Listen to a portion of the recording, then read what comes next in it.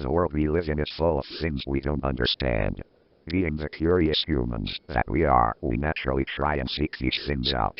Doing so has led us to remarkable discoveries and inventions that we never could have imagined 100 years ago. We have defeated disease, built to the sky itself, and even created machines that could take us beyond the clouds and into the stars. If our ancestors could see us and what we have created, I'm sure many of them would see us as gods. Our innate curiosity and lust for knowledge has not always led us to greatness, however. True evil and darkness have also been uncovered in humanity's conquest of knowledge. And in the end, I fear this evil will be our doom. I do not say this from the standpoint of a great philosopher who has sat and simply pondered things either. No, I say this because I have seen it, experienced it. I was a part of it. The event I am about to relate to you is true in its entirety, this I swear. I feel certain that this will fall on deaf ears and many of you will believe this to be just another spooky story meant to give you cheap thrills, but I promise you that this is neither my intent nor my purpose. The purpose of this story is to simply warn you of what lurks beyond the veil of what we can see and understand, to show you what awaits us in the darkness, even if I myself don't understand it. What I am about to tell you has happened, and I feel certain it will happen again. In 1971, a not-so-well-known scientist began preparations for an extremely secretive project known simply as the Harbinger experiment. I would like to keep the identity of the scientist a secret for personal reasons, so throughout this recounting I will refer to him as Zimmerman. Zimmerman's background is unclear at best beyond 1971. All that is known about him before that time is that he had grown up somewhere in Maryland with a strange fascination of the occult and supernatural. This later made him an outcast among his fellow scientists due to how scoffed upon the metaphysical was, and still is, at the time. Zimmerman's opinions concerning the otherworldly were not the sole cause for him being an outcast, though it was his methods that made him widely unaccepted among his peers. Zimmerman was well known during his time for being ruthless and cold beyond measure. He never cared about the means, all that mattered to him was results, and if he predicted the results to be valuable enough, anything would be worth obtaining them. It was this insatiable and brutal lust for the truth that made him feared among those that knew of him. And the few that knew of him and did not fear him believed in him and followed him and his work closely. The word Harbinger itself has such a mysterious and intimidating taste to it. Maybe it's the way it rolls from our tongues, or maybe it's simply due to its association with a project, but the word always seems to carry a certain amount of doom with it. Which would make sense, the word itself means to warn or forebode.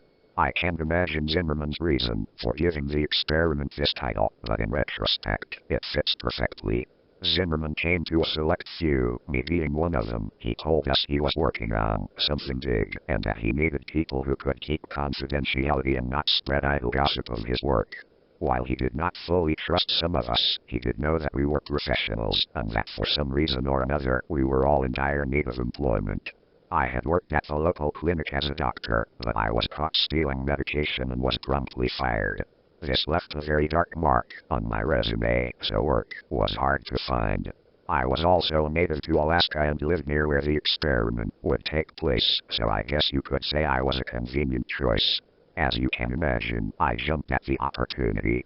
It was hard not to when I saw the payout. 15 of us were hired in total. Some were colleagues of his that had been working with him for a while, some were maintenance workers, and a few were hired as private security. I was the only medical professional to be hired.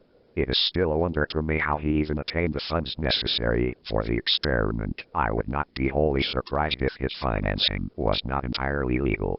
But legal or not, I needed the money and he was paying.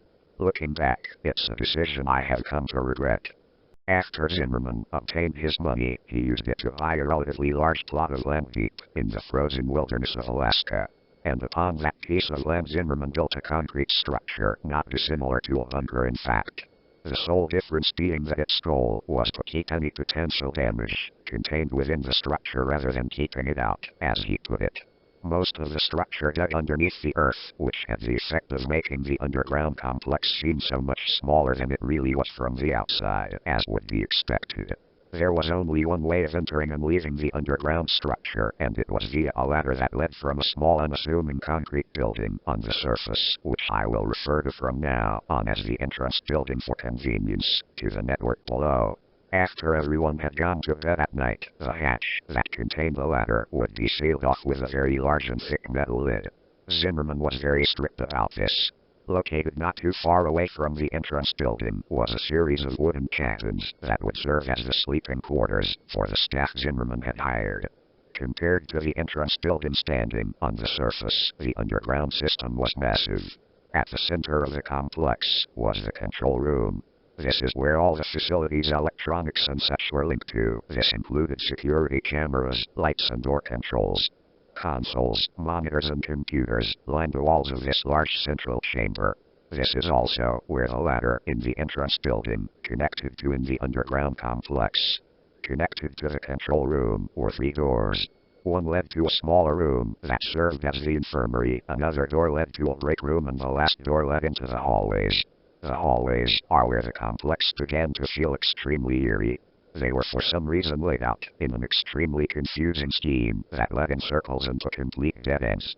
These hallways made up a vast majority of the complex, and it would be very easy to get lost in the maze if you were unfamiliar with the complex.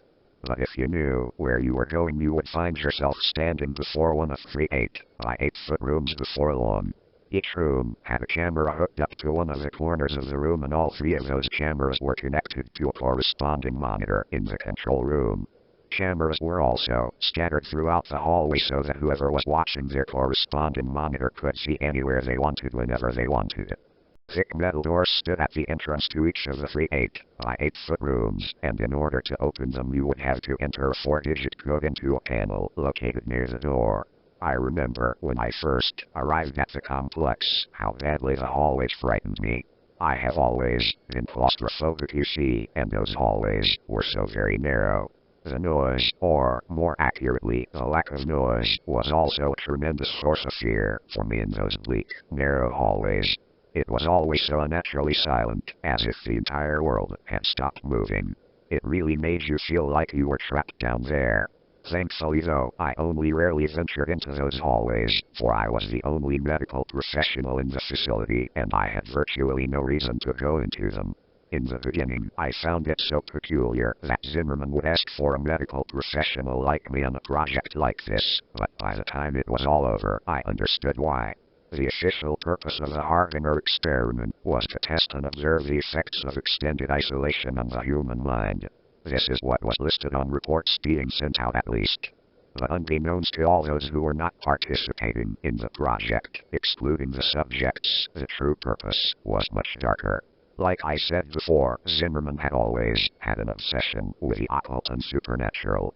He sought to prove himself to those who did not believe in him.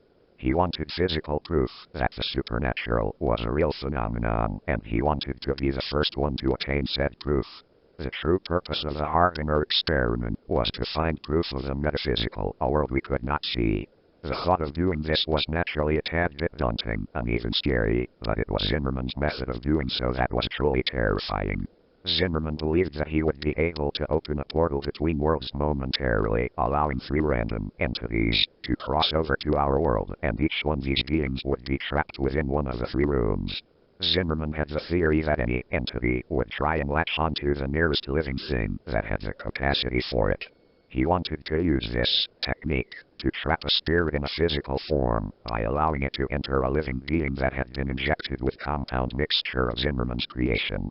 In theory, this compound would keep the entity from simply leaving whatever it was attached to. The only way it would be able to leave a host who had been injected with a compound was through death. According to Zimmerman, the host would have to be something living with a will strong enough to survive the possession. And there is only one known species that possess the amount of will required for this: humans. Zimmerman had also done something to ensure that the entities would only enter the 3 rooms, and that there would only be one entity in each room, though I cannot say I know what exactly he did. In fact, I know next to nothing when it comes to how Zimmerman managed to do what he did. He liked to keep his methodology a secret to his most trusted colleagues, most likely due to his paranoia that someone would steal his ideas and take credit for the success of said ideas. If I had known that this was the true purpose before I signed up, I may have reconsidered. But Zimmerman decided not to tell us until we were all gathered at his fortress. Even if any of us wanted to leave, I doubt we would have been allowed to do so. The security team Zimmerman had hired was loyal to him and the payout. It is not likely that Zimmerman had given them the order to now allow anyone to leave. There were 3 different subjects included in the experiment. All were native to Alaska and each one was lured into the project under the belief that they would be participating in a harmless study of the effect of isolation on the human mind, as I mentioned before. Which is why none of the subjects objected when they realized that they would be confined to one of the 3 rooms that I mentioned earlier. The first subject was a young man. He was apparently out of work and desperately needed the money that had been offered for participating in the study. The second was a woman. By looking at her, I could tell she was an addict of some sort. The third and final subject was an older man, a drifter, if I had to guess. One thing that they all had in common was that none of them had any family or friends left. In short, no one would miss them, which is why they were chosen for the project.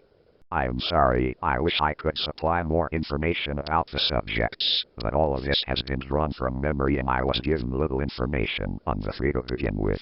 The experiment did not officially begin until 1987, 16 years after its original announcement.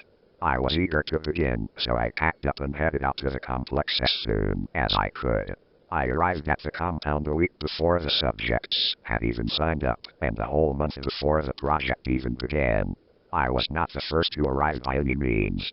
When I got there, Zimmerman, his colleagues and the security team had already arrived. I suppose you could say I was among the people Zimmerman did not trust to arrive first. Everyone had arrived about a week before the experiment began. There was a noticeable rift between those who were there simply for the money, like me, and those who were followers of Zimmerman. On October 15, 1987, all the preparations were in place. The subjects had been sealed in their rooms, the cameras, lights and speakers were fully operational, and all the staff members had settled in. The time had come for the experiment to officially begin. Zimmerman asked everyone to report to the control room around 9 p.m. to witness the beginning of the experiment. He wanted everyone to be present when he proved that all his theories had been correct and that he was not just a madman. He wanted us all to see the fruits of his labor. When everyone had finally gathered in the large control room, Zimmerman turned to us and simply said, "Observe." He then turned his back to us, leaned into the microphone that would project his voice through the 3 rooms, and then he began chanting in a strange language that I feel certain no one but Zimmerman could understand. We all observed the 3 large monitors on the wall, silently waiting for something to happen. The subjects all stood in their room, dumbstruck by Zimmerman's chanting, staring at the monitors with confused expressions on their faces. After about 5 minutes, I felt something awful. I cannot explain what exactly it was, but a horrible feeling of dread washed over me, riddling me with fear. It was then that the ground actually began to shake subtly, and the lights began to flicker. Zimmerman continued chanting into the microphone as if nothing was off or on, while the subjects began dashing around their rooms, screaming for help. Then suddenly the ground stopped shaking and the monitor's image turned into static. The air began to become very heavy as we all stared at the monitors, waiting for them to regain their image and show us what was happening or had happened in those 3 rooms. For a while, all was silent, but then there was screaming. The screams of a woman going through unbearable pain and terror began to echo through the compound. The similar screams of men began to coincide with a woman's terrified screams, and together they mixed into an awful symphony of pain and fear that beat mercilessly into our ears. Those of us who were here for the money began to give each other scared looks, while those loyal to Zimmerman seemed completely unfazed. We wanted to leave and never come back to this awful place, but we all knew deep down that Zimmerman would never allow that to happen. We were here for the long haul, there was no escape. It was 10:13 p.m. when the screaming finally stopped. The monitors had yet to reveal to us what had occurred in those 3 rooms. As soon as the screaming ended, Zimmerman stood and dismissed us all for the night, adding that we were all forbidden to come back into the compound until 10 a.m. tomorrow morning, not like any of us wanted to. We all solemnly made our way out of the compound and towards the cabins and settled in for the night. I feel it is safe to say that not all of us slept well that night, and I was not one of them. The following morning all of the staff had arrived at the entrance building. We all stood inside exchanging tired or nervous looks as we waited for Zimmerman to arrive and open the hatch that concealed the ladder. I could see palpable fear in the eyes of some of us, while others did not seem to have been even remotely affected by what happened last night. Zimmerman showed up 5 minutes after 10, apologizing for his tardiness as he came through the door of the entrance building. He opened the hatch and, without any hesitation, began descending the ladder downwards into the black abyss. He almost seemed enthusiastic. I was the first to follow behind Zimmerman's dark descent into the facility. It seemed that the farther I climbed down, the more the darkness closed in on me as if it was trying to swallow me whole. And as I climbed deeper, I couldn't help but feel that this place was different somehow. While before there was only the unsettling concrete hallways and rooms, now there was something else. Something made the eeriness feel so real and personified. I felt like a horrible and gruesome scene awaited us down there, but I continued climbing downward, despite my fear and my hesitation. This was no longer just a spooky bunker. There was darkness and malevolence in the air. A true evil now lived here, and I could feel it. We all could.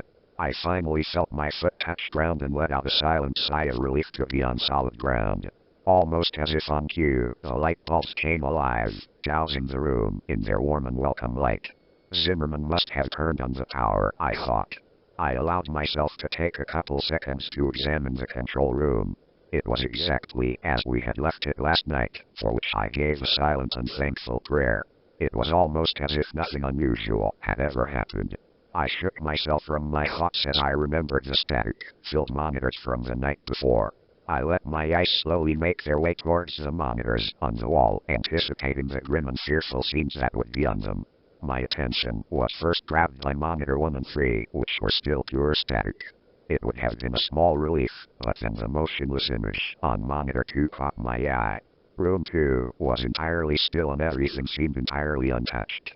I couldn't help but gasp as I noticed the only thing that was different. The woman lay in the center of the small concrete room. An expression of fear and terror was frozen into her gaunt face as she lay silent and lifeless on her back. Zimmerman's expression turned angry when he saw this. He ordered that second monitor be turned off, and it was. We didn't ask why. It's not like any of us wanted to see the dreadful scene any longer. He also ordered that if the images in monitors 1 and 3 did not return within the next 2 hours, the security team would be sent to investigate the rooms. The security team nodded at hearing this. They made it seem as if they had no fear, but I could see it in their eyes. The subtly loud tick-tock of the clock was the only sound that echoed through the control room while I stared at the monitors. An hour and 50 minutes had gone by, and static was still all that occupied Monitor 1 and 3. All of the other staff members were working except me. This was due to the fact that the project had been completely injury-free thus far, so I essentially had nothing to do but wait for someone to hurt themselves. Zimmerman, a couple of his colleagues and I were the only ones that occupied the room. They quietly chatted amongst each other on the other side of the room while I spent my time reading and pondering the situation I currently found myself in. I had clearly made a mistake coming here. The corpse lying in room 2 was evidence enough of this. And God only knew what awaited us in rooms 1 and 3. My thoughts were soon interrupted as Monitor 3's image returned. The clear image now displayed on the screen made everyone's eyes noticeably widen. What was displayed on the monitor was horrifying. A humanoid thing stood in the center of the room staring directly at the camera, unmoving. It was wearing the jumpsuit that Subject 3 had been issued, but this clearly was not the same man that had entered the room. What caught my attention first was its eyes. They were solid black and twice the size of normal human eyes. They seemed so endless and so cold. Its head had also grown with the eyes in such a symmetrical and unsettling manner. The being had also shed all of the hair at once, and even from the monitor I could see how unnaturally smooth and clear its skin was. It had also seemingly grown in height and stature, which could be seen in the fact that the jumpsuit was now obviously far too small for its wearer. Its limbs had grown especially long. Its arms hung almost as low as the creature's knees. What we were looking at was in no way the same man we had sent inside. Fear. Fear was all I felt as I continued to stare into the monitor at the thing in the room. And my fear seemed to be shared by those around me, which made me feel kind of good. It may sound awful, but it was a bit satisfying to see that Zimmerman and his colleagues could feel fear too. But at the same time, it was worrying, because this showed that this was not part of Zimmerman's plan. Something had gone wrong. We all stared into the monitor at the thing despite our fear. It was almost as if we were in a trance. My already present fear began to grow and spread rapidly through my body as I became lost in the creature's eyes, trapped in its terrifyingly hypnotic gaze. After what felt like forever, I managed to break eye contact with the creature and divert my attention from the monitor, and when I did so, I felt my fear levels drop considerably. After a short while, Zimmerman ordered his security team to make their way to Subject 1's door just as he said he would do. The security team left without question, armed only with batons and pistols. I focused my attention on watching the men progress through the hallways towards Subject 1's room via the cameras. Even through the not-so-high-quality cameras, it wasn't hard to tell that these men were afraid of what awaited them. Their heads were downcast as they walked. They did not possess the same confidence within them that they did when this project began. They looked like scared boys being sent off to a terrible war. Eventually, they made it to the door. We had perfect vision of them and the door via the hallway camera. One of them said something through one of their walkie-talkies and made a motion towards the camera. In response, one of Zimmerman's colleagues buzzed the door open. The men already had their pistols out by the time the button was pushed. Slowly, the door began to open. We all watched eagerly as the men began to approach the door, guns aimed inside. Suddenly and without warning, there was a loud shriek. And as something bounded out of the room at the men, the monitor turned into static. Immediately, we could hear screaming echoing down the hallways, followed shortly after by the distinct sound of gunshots. We could do nothing but wait. After a couple minutes, the screaming and gunshots stopped. We all waited and prayed, hoping that whatever bounded at them from the room would not be the one to return to the control room. After a couple more minutes, 3 of the men came back, carrying with them the corpse of the 4th. He had massive cuts covering his chest, and his face was shredded. You couldn't even tell who he was anymore, or even that he was human. I was used to war, being a doctor and all, so I felt somewhat unfazed by the mass of shredded flesh and bloodied meat they carried with them. But many of the others went pale and vomited. The security team all wore motionless expressions and eyes filled with terror. One of the men finally looked up at us. He stared at us for a while with those white eyes of his. Instead, he finally managed to mutter in a shaken and scared voice. A couple hours went by. The dead man's name was Frank. He was buried outside in the cold Alaskan ground. 2 of the men were unharmed, physically at least. The 3rd was alive, but only barely. His body was covered in bloody slashes and one of his eyes had been gouged out.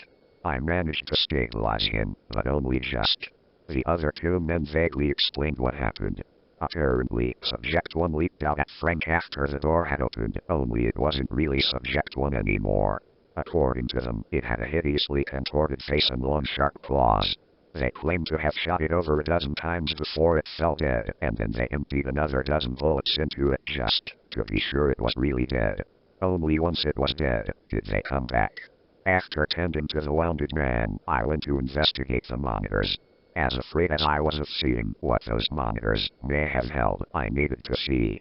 Subject 3 was the only one left now, and I needed to see it and make sure the creature was still in his room. It seemed to be more like a jail cell than an ordinary room at this point though, which was probably a good thing. The cameras displaying Subject 1's room and the hallway outside it still displayed a static-filled screen. No one was sent to repair them or investigate. We just had to hope that Subject 1 was well and truly dead. Monitor 3's image was exactly the same as I had left it. Subject 3 was still staring directly into the camera at us. he was still in the exact same position, and if it were not for the small fan in the corner of the room, I would think I was looking at a still image. In a way, I felt relief at seeing this, relief that he was still in his room and had not escaped while no one was looking. After everything quieted down, I noticed something especially unusual. There was a strange sound emanating from somewhere. At first, it was barely noticeable. The only reason I heard it was because of how extremely quiet it was in the infirmary. But as time went by, it slowly began to increase in volume. After about an hour, it was loud enough that everyone else could hear it too.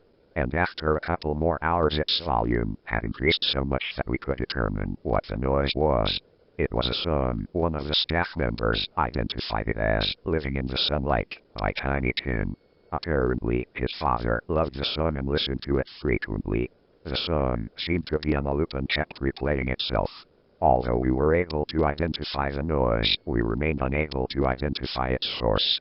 We knew that it wasn't coming from the speakers, because we had turned them off. It seemed to be emitting from the walls themselves. More time ticked by as we all began to become increasingly agitated by the song. I spent most of my time in the infirmary attending to Franco in the control room. Fear hung in the air, and the presence of unmistakable darkness and evil was no doubt its source.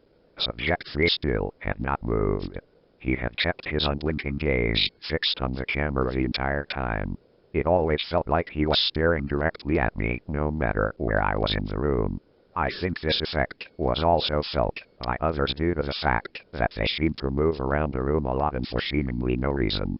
After a few hours, the song was so loud that people almost had to shout in order to communicate.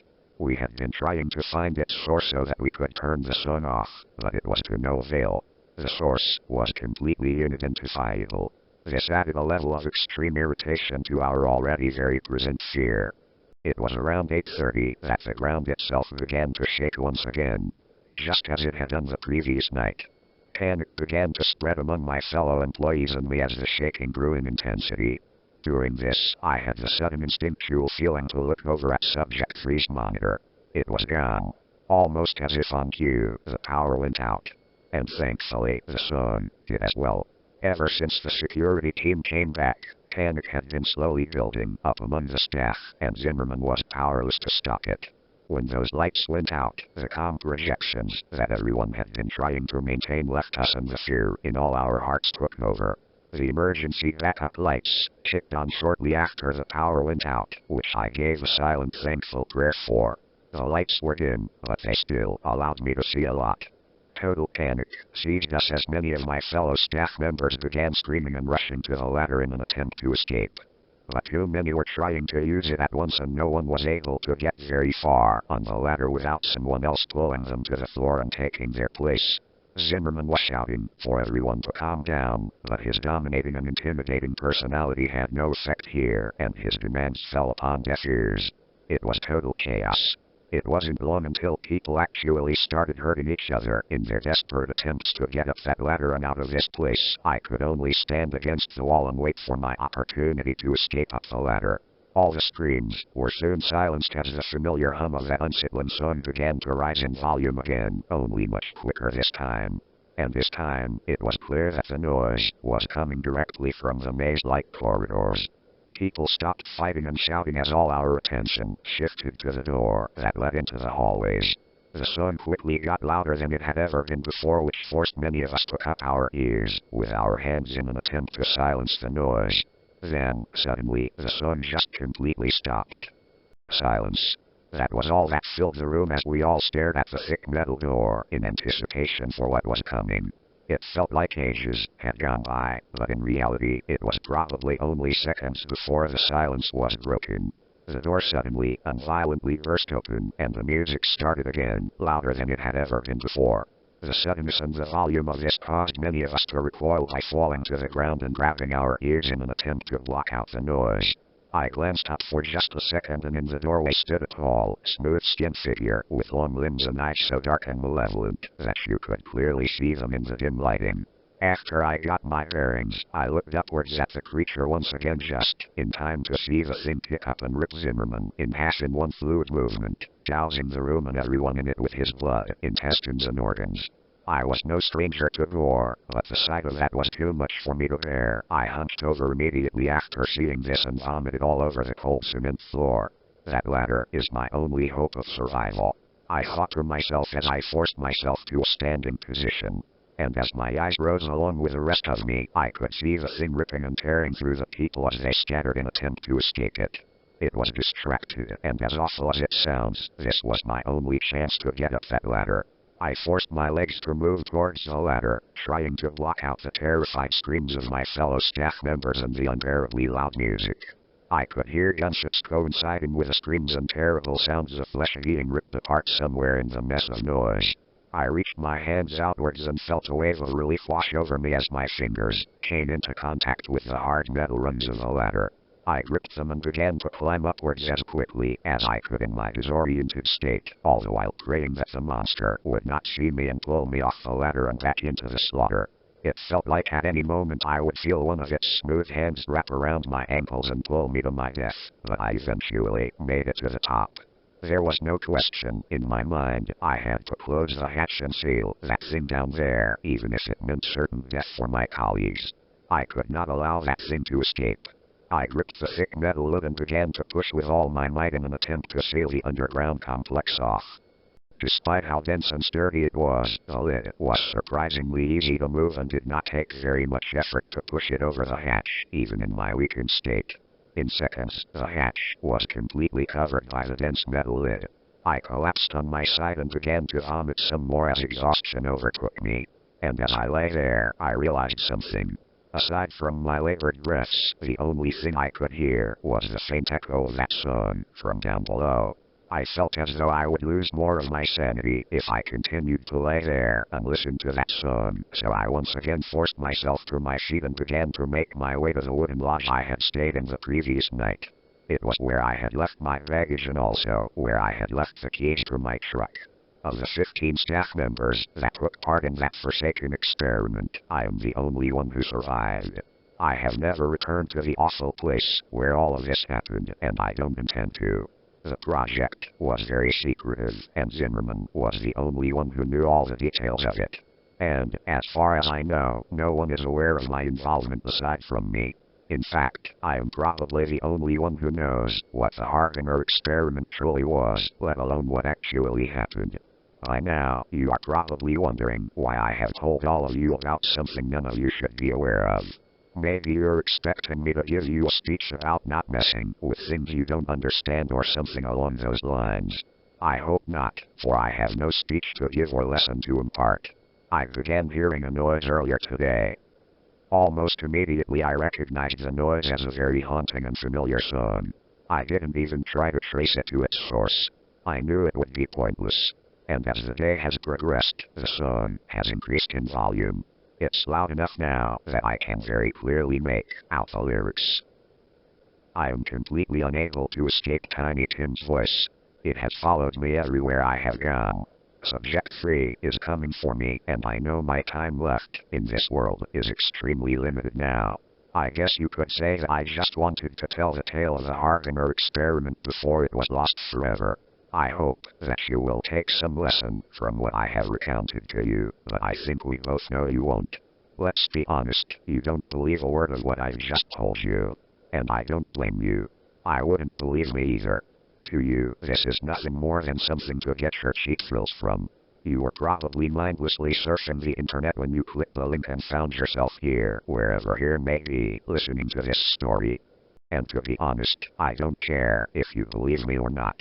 Even if you do, it probably won't stop you from trying to uncover the truth of a darkness that few of us have ever seen. It certainly never stopped Zimmerman. If you want a lesson, look at what happened to him when he went seeking the truth. I pray that none of you will ever discover this truth. I pray that none of you ever have to see the evil I have seen. I hope you all get to live in ignorance of what lies beyond the veil of what we can understand. It's here now. I can feel its black eyes burning into me just as I could all those years ago. I am as much to blame as Zimmerman is for the monstrosity that is now free to roam the world, even if I was not the one to create it. I'm sorry.